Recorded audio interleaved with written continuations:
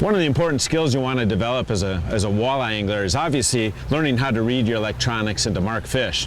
But actually more important than just marking fish, you want to be able to take those marks and be able to position your boat so that you can actually catch those fish that you're seeing. So what I want to do is show you how I use my Lowrance units here to actually fish structure, how I drive around, mark some fish, and then position the boat so I can cast those fish and hopefully catch them. So let's take a look and see what I can find here.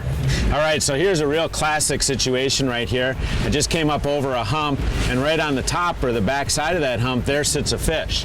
So what we'd like to do is fish for that individual fish, but what I got to be able to do is position my boat so I can do that. So what I want to do is actually scroll back and actually position your cursor right on that fish.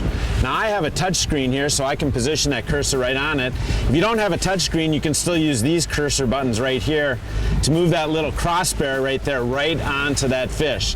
Now what that did is over here on my graph is actually positioning that little cross there on that spot where that fish in that high spot is. So I know exactly where it is. Now what I'm going to do here is I'm actually going to save a waypoint. I'm going to put a little X on there, and so that X goes here. You'll notice it did not go where my boat is positioned. It went right back here where that fish was actually sitting.